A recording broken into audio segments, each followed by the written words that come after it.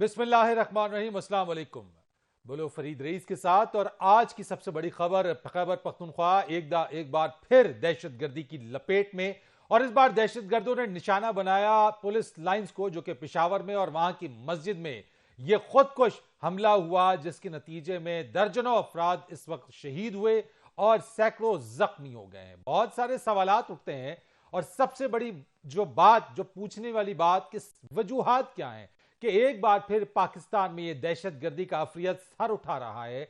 यह रोकने में अब तक इसमें हम कामयाब क्यों ना हो सके। पाकिस्तान ने एक भारी कीमत झुकाई वॉर अगेंस्ट टेरर के अंदर, लेकिन उसके बाद एक दफा फिर से यह दहशतगर्दी के वाकयात रूनुमा हो रहे हैं। इसकी वजूहात क्या है, इस पर आज जानने की कोशिश करेंगे। और पाकिस्तान के तीन तीन बड़े चैलेंजेस हैं, और वो चैलेंजेस ये है इस वक्त कि सियासी और माशी अदम इस्तेहकाम है, और उसके साथ साथ ये दहशतगर्दी के होने के बाद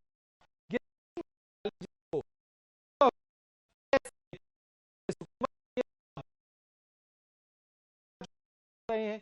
सियासी अदम इस्तेहकाम है, माशी अदम इस्तेहकाम है, इन पर काबू कैसे पाया जाएगा। मरियम नवाज शरीफ साहबा की वतन वापसी और उसके बाद जो मुस्लिम लीग नून या पीडीएम की हिकमत अमली है, इन मामलात को आगे कैसे लेकर जाएंगे, इन पर काबू कैसे पाया जाएगा, ये वो सवालात है। लेकिन दूसरी तरफ पाकिस्तान तहरीक इंसाफ की तरफ से जल्द इंतखाबात के हवाले से जो जोर है या दबाव है, उसको बरकरार रखा गया है। लेकिन इशारे कुछ ऐसे मिल रहे हैं कि आम इंतखाबात ऐसी सूरत हाल के अंदर, जबकि सियासी अदम इस्तेहकाम हो, माशी अदम इस्तेहकाम हो और दहशतगर्दी के वाकयात भी हो रहे हो, इशारे ये मिल रहे हैं कि यह आम इंतखाबात जो कि पंजाब और केपीके के अंदर हैं, यह शायद ताखीर का शिकार हो जाए। इस सारी सूरत हाल के ऊपर बात करेंगे। और इंडिया जो दिया है, इसमें वजीर कानून आजम नजीर तारड़ साहब वो क्या कहते हैं, पहले आपको एक क्लिप दिखा देते हैं, उसके बाद अपने मेहमानों से इस पर बात करेंगे। दिखाइए जनाब। आइन में ऐसी शिक्के हैं जिनकी वजह से आप इख्तियार देते हैं आइन के अंदर रहते हुए कि आप उसमें वक्त की कमी बेशी की जा सकती है, लेकिन जो कानून इस वक्त सूरत हाल के मुताबिक जो आइनी वक्त है वो 90 रोज है। कुछ आइन में इस तरह की हैं मामलात कि जिसमें आम इंतखाबात में उनकी तारीख में रद्दबदल हो सकती है। इस सारी सूरत हाल के ऊपर गुफ्तगू करेंगे। मेरे साथ आज बात करने के लिए मौजूद है पाकिस्तान तहरीक इंसाफ के सीनियर रहनुमा आसान खावर साहब। बहुत शुक्रिया आपका। दिफाई तजियाकार ब्रिगेड रिटायर्ड फारूक हमीद, और इसी के साथ साथ मुझे ज्वाइन कर रहे हैं मुस्लिम लीग नून के रुकन कौमी असम्बली अली गौर बलोच साहब। बहुत शुक्रिया आप तीनों मेहमानों का। ब्रिगेडियर साहब, इससे पहले कि मैं अपने बाकी दो मेहमान की तरफ जाऊंगा, आपके आज जो बहुत एक बड़ा वाकया हुआ है, मुझे यह बताइएगा जरा सा कि खैबर पख्तूनख्वा मुसलसल दहशतगर्दी की लपेट में है, वजूहात क्या है इसकी? बिस्मिल्लाह, बहुत शुक्रिया फरीद रईस भाई। मैं तो 3-4 दिन से तो इतना बड़ा दहशतगर्द फवाद चौधरी, हम तो उसी में इन्वॉल्व थे सारे लोग भी, जिस तरह उनको कपड़ा उनके डाल के उनको ट्वीट किया जा रहा था। लेकिन हुआ ये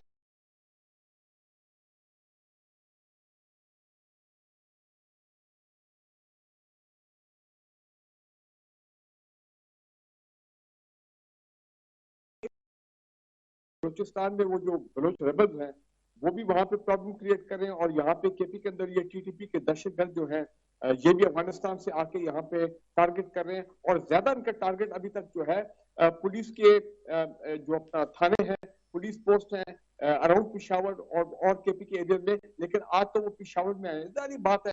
देखिए, एक केयर टेकर गवर्नमेंट है वो अब आई है, जो एक्चुअल गवर्नमेंट थी वो चली गई है, ट्रांजिशन का फेस है, दुश्मन उससे फायदा उठाएगा तो थोड़ा बहुत। ब्रिगेडियर साहब, मैं मेरा बड़ा मुतबारा आपसे ये सवाल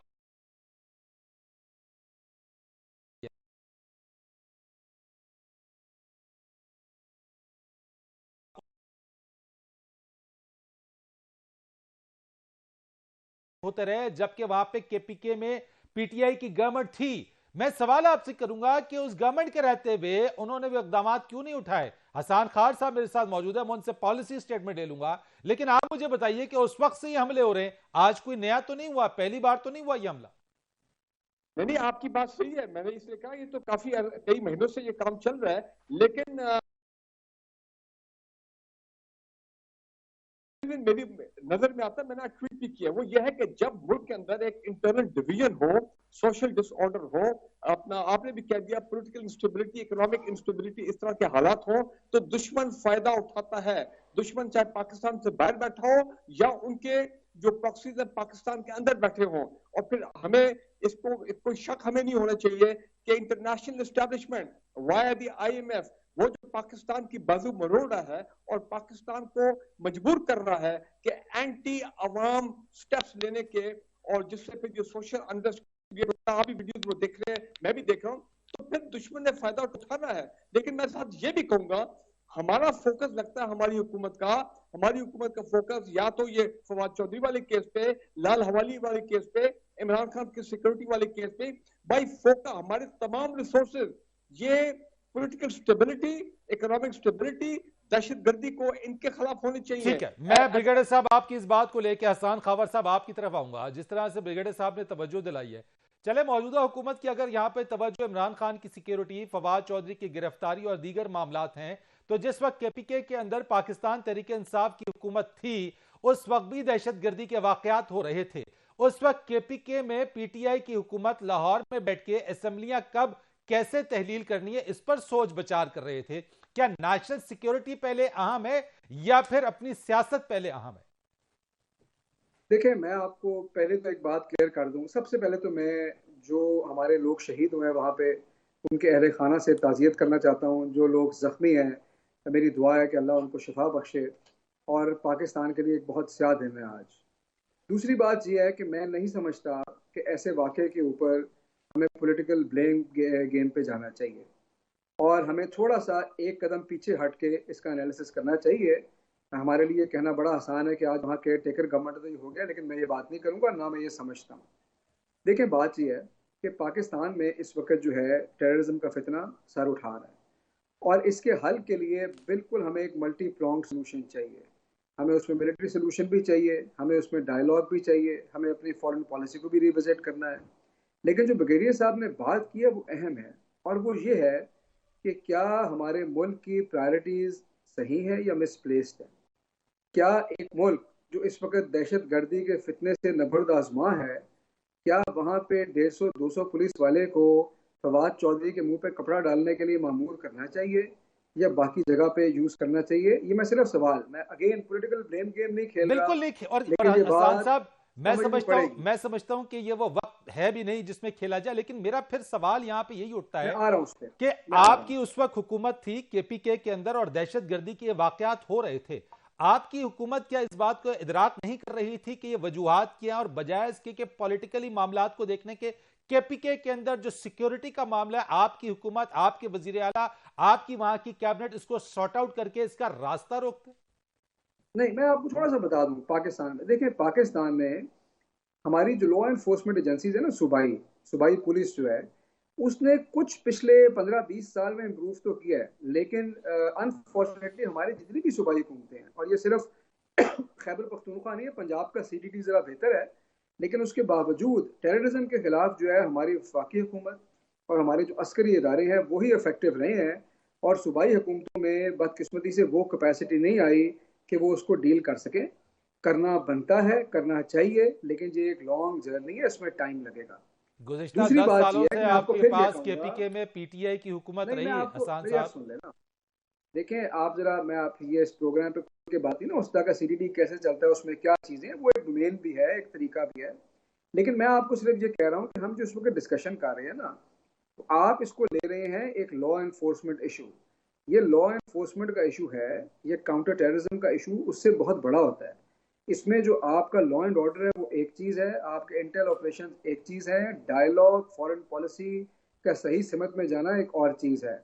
मेरा आपसे एक ये सवाल भी और आपके तवज्जुह से हुकूमत वक्त से भी है कि आपके जो इस वक्त वजीर खारजा हैं, जिन्होंने पूरी दुनिया के नॉन स्टॉप टूर लगाए हैं, क्या वो कितनी दफ़ा अफगानिस्तान गए हैं? इस वक्त पाकिस्तान का नंबर 1 फॉरेन पॉलिसी इशू क्या है? अफगानिस्तान।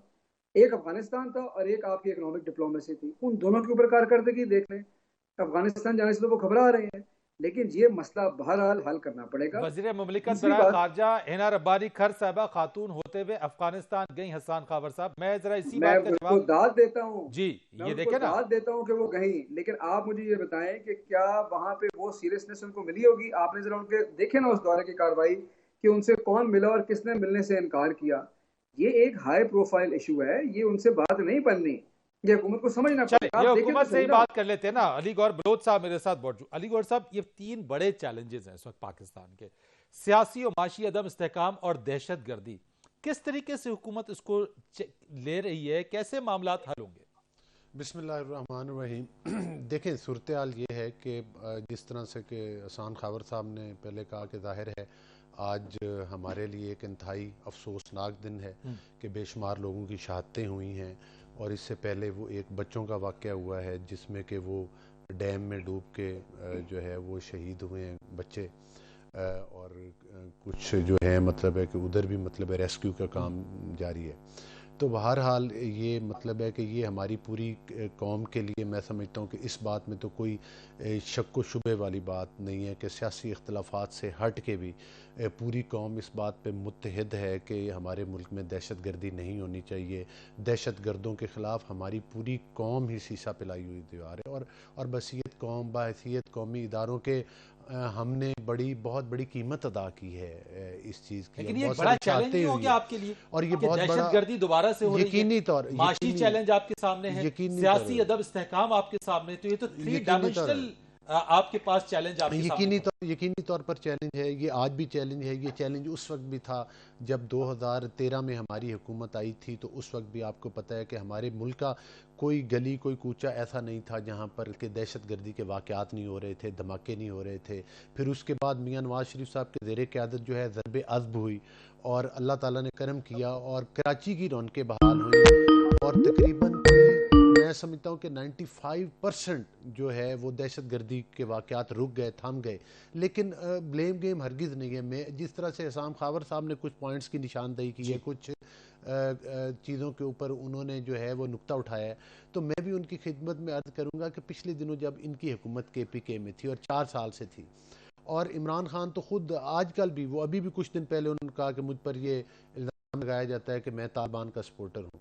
तो जाहिर है कि खान साहब ने तो हमेशा जो है मतलब है कि इन तंजीमों के हक़ में बोले हैं कि जिन्होंने पाकिस्तान में दहशत गर्दी के वाक़यात किए हैं और जिसकी वजह से हमारे मुल्क में बेशुमार जो हज़ारों शहादतें हो चुके हैं। और दूसरी गुजारिश मैं ये करूँगा कि इन वाक़यात के लिए ज़रूरी है कि हम बासियत कौम इकट्ठे हों। ख़ास तौर पर अगर इनकी पिछली हुकूमत ने, जिसमें कि दहशत गर्दी के वाक़यात का आपने भी नुक्ता उठाया, अगर उस वक्त इनकी प्लानिंग अच्छी होती, इन्होंने जानबूझ के वफाकी हुकूमत के साथ वो अंडरस्टैंडिंग कायम नहीं की, वो नहीं की कि जिसकी वजह से जब मीटिंग होती थी ये तो इनके चीफ मिनिस्टर आने से इनकार कर देते थे। तो मैं समझता हूँ कि ये वो वजूहात हैं जिसकी वजह से एक कम्युनिकेशन गैप था उस वक्त की वफाकी हुकूमत का। और प्रॉपर इनकी पुलिस जो थी वो उस वक्त भी इस्लामाबाद के ऊपर यलगार पर इन्होंने लगाई हुई थी। और निकलेंगे कैसे, मेरा सवाल यही है, मुझे जवाब इस चीज के ऊपर चाहिए। मैंने ब्रेक ले लेनी है, ब्रेक के बाद आ जाते हैं। सबसे बड़ा चैलेंज और सबसे बड़ा सवाल यही है कि इससे निपटा कैसे जाएगा, क्योंकि जहां पाकिस्तान तहरीक इंसाफ इंतखाबात का मुतालबा कर रही है, वहीं इशारे ये मिल रहे हैं कि आम इंतखाबात के हवाले से भी और फिर पंजाब और KP में हवाले से भी जो है वो इसमें ताखीर का शिकार होते नजर आ रहे हैं। एक ब्रेक लेंगे, ब्रेक के बाद आके इस पर बात करेंगे।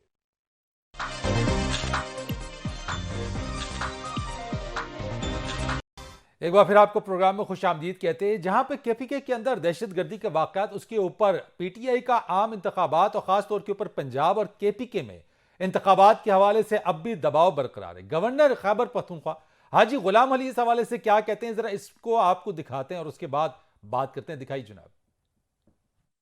मेरा इख्तियार नहीं है कि मैं कहूं कि इलेक्शन हो या ना हो, बल्कि इदारे, इंटेलिजेंस, जो हमारे दीगर इदारे हैं, स्टैब्लिशमेंट और रिपोर्ट देंगे और इलेक्शन कमीशन उनके माबेन में। मैं तो ये चाहूंगा कि एक आज़ादाना, मनसफाना, गैर जानिबदाराना इलेक्शन हो।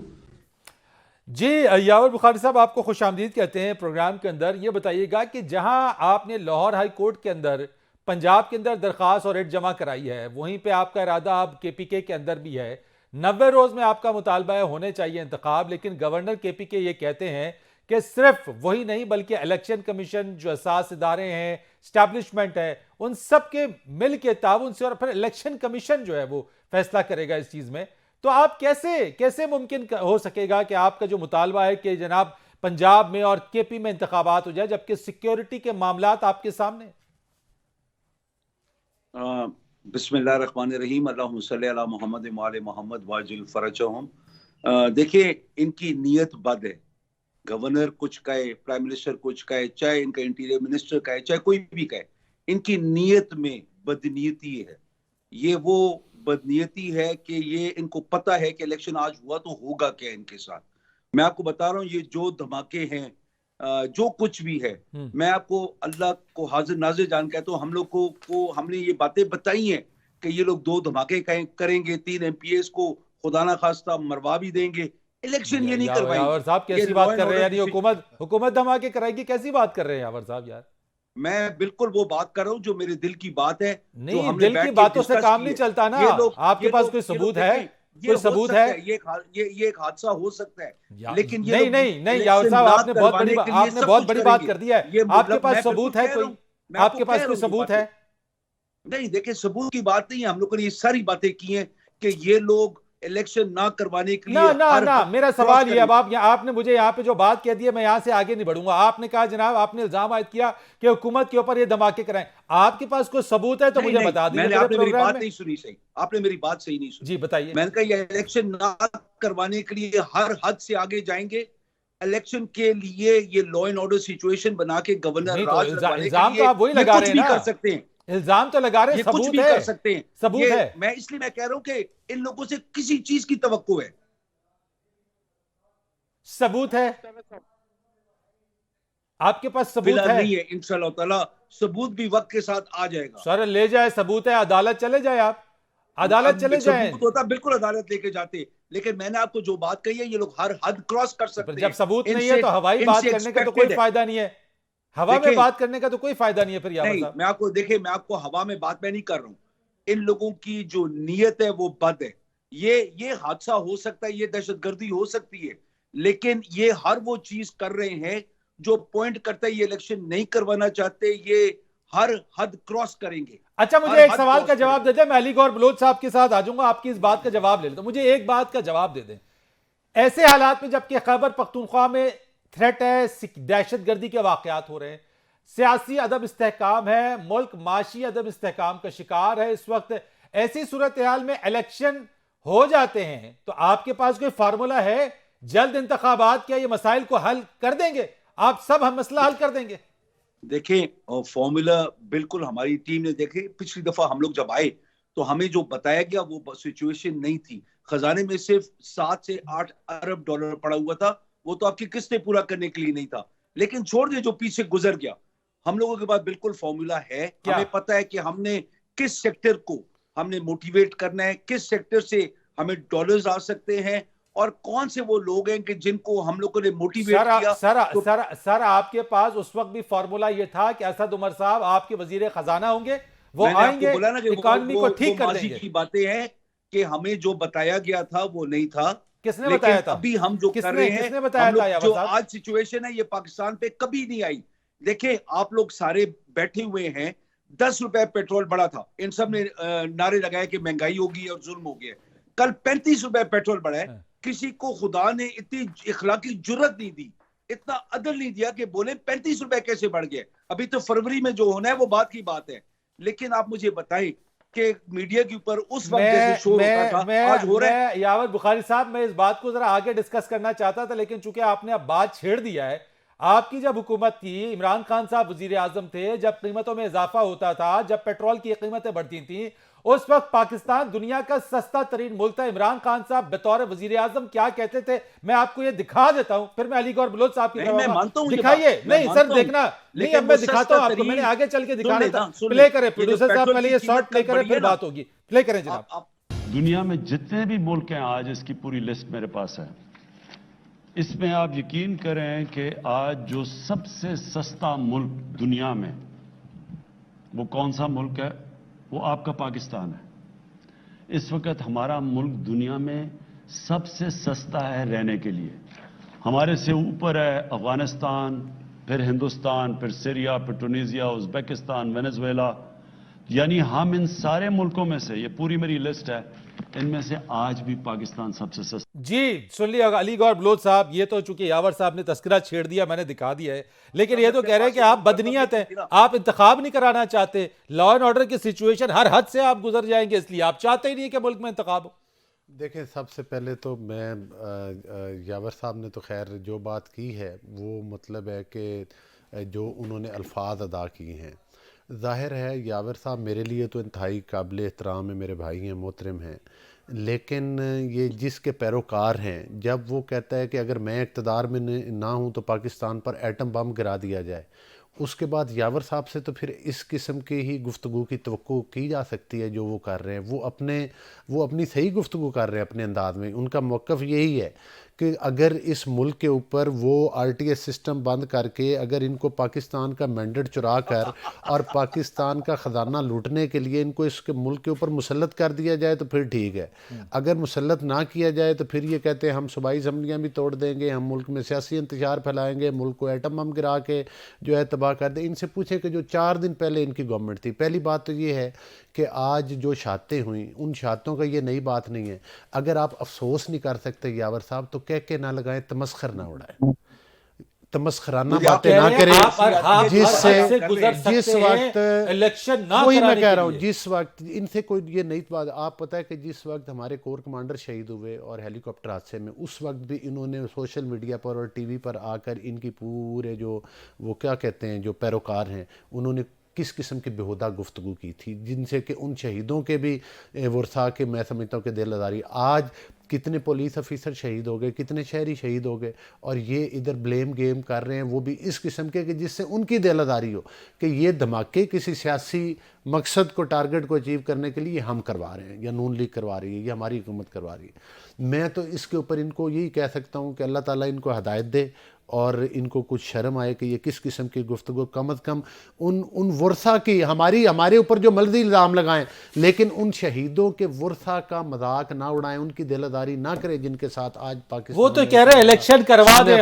आप इलेक्शन की बात ये है। इन लोगों को अगर मुझे ये बताएं मॉडल टाउन में मेरी बात के दौरान मैं आपकी यावर भाई आपकी बात के दौरान मैं नहीं बोला को ये पालने वाले लोग हैं, मैं आपकी बात के दौरान ये लोग हैं, ये फिर आज हमें बताते हैं यावर साहब मैं आपकी बात के दौरान नहीं बोला, आप गुफ्तगू नहीं कर सकेंगे इस तरह से, आप गुफ्तगू नहीं कर सकेंगे, जायदादें बेची और पाकिस्तान लाए, आप गुफ्तगू आप गुफ्तगू नहीं कर सकेंगे। देखें चले मैं इनको जवाब देता हूँ। असल बात यह है कि इमरान नियाज़ी साहब ने तारीख के सबसे बड़े कर्जे लिए, वो कर्जे डाले अलीमा खान की जेबों में, वो पैसा लूट के डाला फराह गोगी की जेबों में, पिंकी पीरनी जो है उसके जरिए पूरे पंजाब से भत्ता clear, Farah Gogi front person थी उसकी, और पूरे पंजाब से भत्ता इकट्ठा किया जाता था, और जिसको बोरियों में ढो ढो के, मेरा भाई यावर बुखारी भी उस वक्त बोरियां इसके पास भी घर में काफी बड़ी बोरियों में ये, हाँ यावर साहब ये इमरान नियाज़ी साहब के घर, यावर साहब इस यहाँ फराह गोगी के साथ ये शामिल थे, ये भी इमरान खान के घर पहुंचाते थे। तो आज इनकी इस किस्म की गुफ्तगू बात इनके पास बातें करते भाई फराह, मुझे एक बात बताएं, जो फराह गोगी को अगर मेरे पास सबूत नहीं है तो फराह गोगी को मैदान में लाएं। नहीं आपने कहा यावर बुखारी भी वो बोरियां पैसों उठाते थे, फराह गोगी अकेली नहीं उठा सकती थी ना, यावर उसकी हेल्प करता था, बोरियां उठा, बोरियों में पैसा होता था, ये उसको बोरियों में भर के देता था, तो सबूत है और ये उसको उसके घर तक मतलब इमरान नियाज़ी साहब के पहुंचाते। अच्छा आपने देखा कभी ये बोरियां उठाते हुए यावर साहब? ये फराह गोगी साहब ने निजी गुफ्तगू की है कुछ जगह पर कि यावर बुखारी मेरे भाई मैं नाम लिया यावर साहब, हाँ उन्होंने लिया था। ओए यावर भाई आपका नाम लिया है, उन्होंने कहा बोरियां उठा के जाते थे, थक गए यावर बुखारी, अब वो बोरियां आ नहीं रही, अब यावर साहब टॉक शोज में हमारी बात सुनने के लिए तैयार नहीं, हमें गालियां देने पर मैं कह रहा हूं आप लोग अरेस्ट करें, मतलब संजीदा गुफ्तगू की बजाय मेरा भाई बेहुदा गुफ्तगू की तरफ उतर आता है।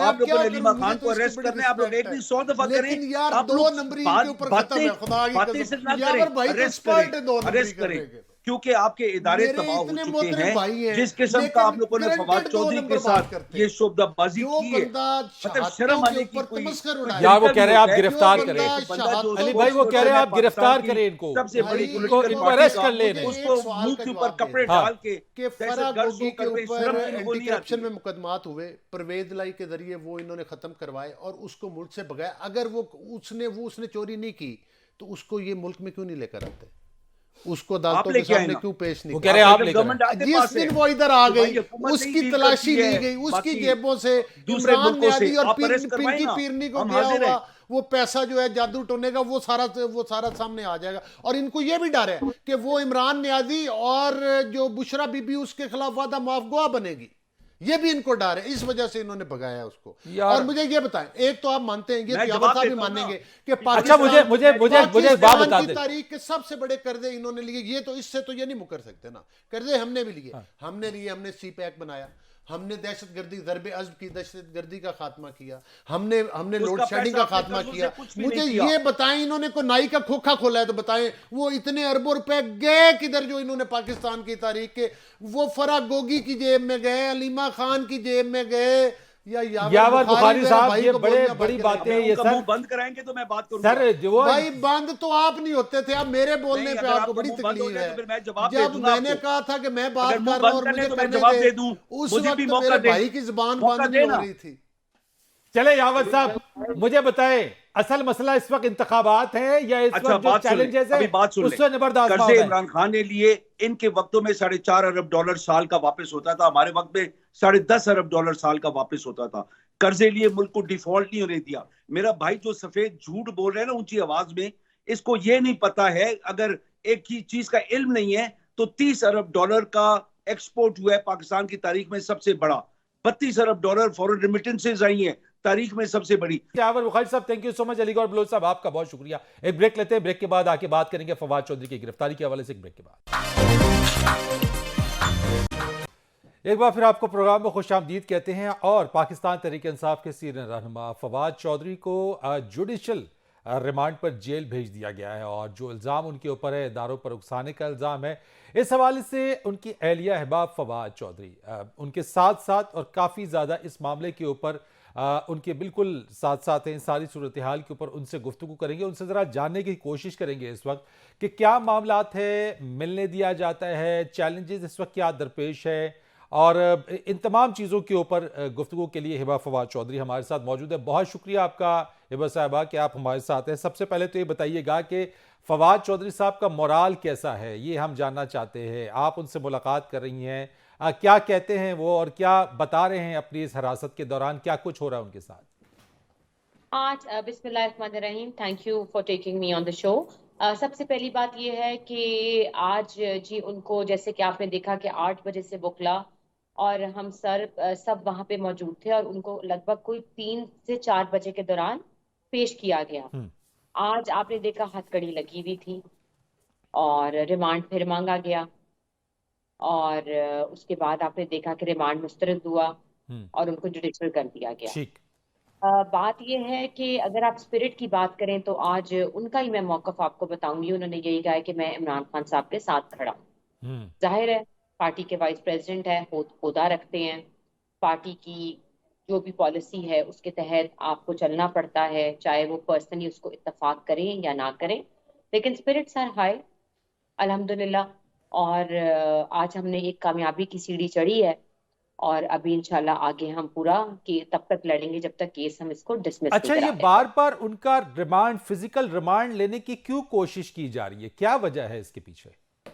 डिले टैक्टिक्स जी, तंग किया जा रहा है कि हम टूटेंगे, फैमिली टूटेगी, बीवी टूटेगी, बच्चे परेशान होंगे, क्योंकि रिमांड में आपको पता है मिलने की इजाजत नहीं है। अडियाला में या आप जुडिशल करें तो उसमें कोई ना कोई आपका वक्त तय आ जाता है बात करने का, और कोई ना कोई मुलाकात का टाइम आपका फिक्स हो जाता है।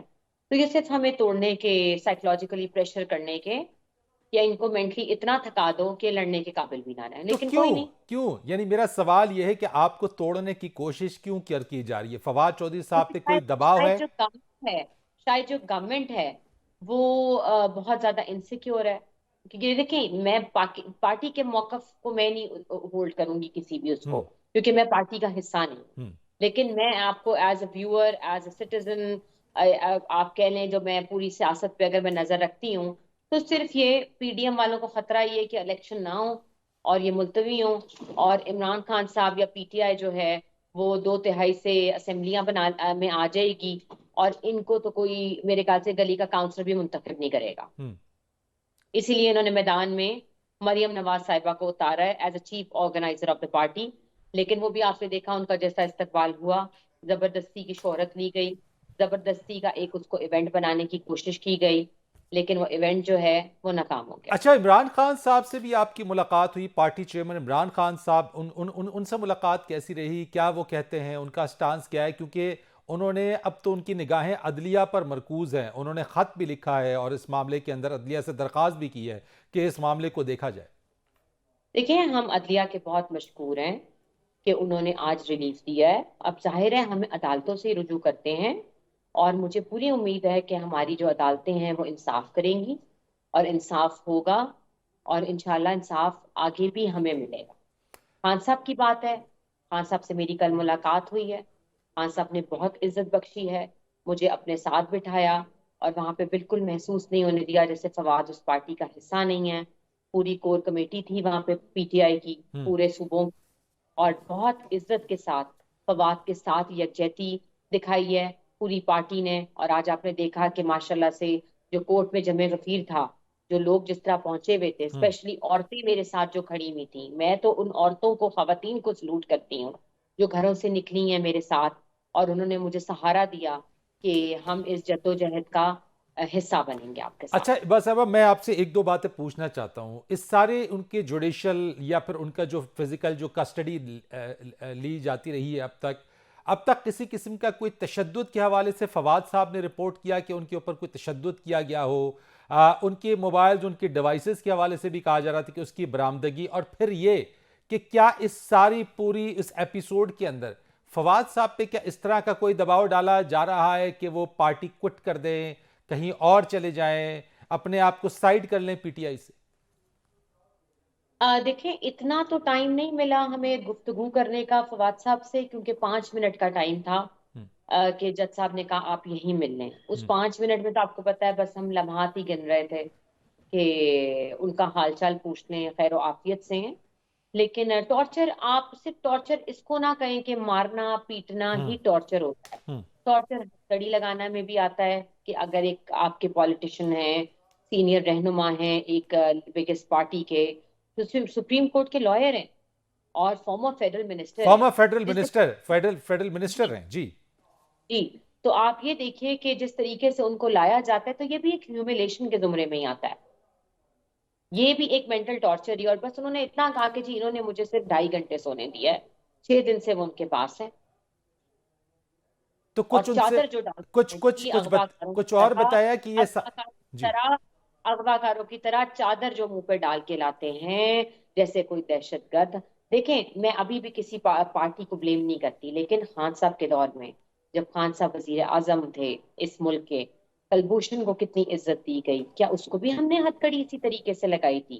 क्या हमने उसको भी इसी तरीके से उसके मुंह पे कपड़े डाले थे? ये काम सिर्फ पीडीएम के दौर में हुआ है, ये काम सिर्फ इनके दौर में हुआ है। मेरी बच्चियों को नहीं मिलने दिया गया, अल्लाह गवाए, इस तारीख गवाए इस पूरे वाकये की। अल्लाह इनसे हिसाब लेगा, मैं इनको माफ नहीं करूंगी जिस तरीके से इन्होंने मेरा और मेरी बच्चियों का इम्तिहान लिया है उनको ना मिलने से। आज तो हम आप अभी भी उनकी तस्वीर भी लेकर आई थी, हम उनसे भी नहीं, मेरे साथ पूरा पूरा पाकिस्तान खड़ा है इस वक्त, सारी माएं, बच्चे, मुझे जिस तरह के मैसेजेस आ रहे हैं कि हम आपके साथ खड़े हैं, जिस तरह का ये सलूक कर रहे हैं। देखें, आपकी लड़ाई है, बिल्कुल है, लेकिन फैमिली क्यों सफर करे आपके साथ, मुझे बताएं। फैमिली को तो आप मौका दें, लेकिन नहीं दिया गया। मैं इनको माफ नहीं करूंगी, क़यामत के रोज ये हिसाब देंगे इस चीज का। आपकी आपकी आपकी क्या है मुतालबा, डिमांड? जज साहब से आपके वकला ने क्या इस्तदा की है? मैं लास्ट पूछना चाहूंगा आपसे कि कल बेल लगी भी है जी। कल इंशाल्लाह 8 बजे आफ्टर अरेस्ट हमारे वकला ने लगाई भी है। अभी हमारी इंशाल्लाह मीटिंग है लीगल टीम की, क्योंकि आपको पता है सारे ही बहुत मेहनत, आपने देखा है मीडिया, स्पेशली आप लोग सारे मेरे भाई, जितने भी चैनल्स हैं, जिस तरीके से आप लोगों ने सपोर्ट किया, मैं इसकी बड़ी मशकूर हूँ। और इंशाल्लाह हम होपफुल हैं, अल्लाह कोई ना कोई अभी रास्ता, एक उम्मीद की किरण दिखाई है, तो आगे भी इंशाल्लाह हम इसको लेके चलेंगे। और अब तो ये जहाद बन गई है, मैं आपको बताऊं, ये जहाद का हिस्सा है। जितना इन्होंने जुल्म मेरी 2 बेटियों के साथ किया है कि बाप से नहीं मिलने दिया, ये जहाद है, ये केस नहीं रह गया। बहुत शुक्रिया आपका हिबा फवाद चौधरी साहब, आप हमारे साथ मौजूद थी और इस सारे मामले के ऊपर पुरुमीद है कि आगे चल के आज उनको उम्मीद की एक किरण नज़र आई है और ये तवक्को रखती हैं कि आगे चल के और कल जैसे बता रही हैं कि फवाद चौधरी साहब की बेल के हवाले से, उनकी ज़मानत के हवाले से दरख्वास्त दी गई है, तो उसमें पुरुम्मीद है कि उनको इसमें कामयाबी ज़रूर मिलेगी। फरीद रईस को इजाज़त दीजिएगा, अल्लाह हाफिज़।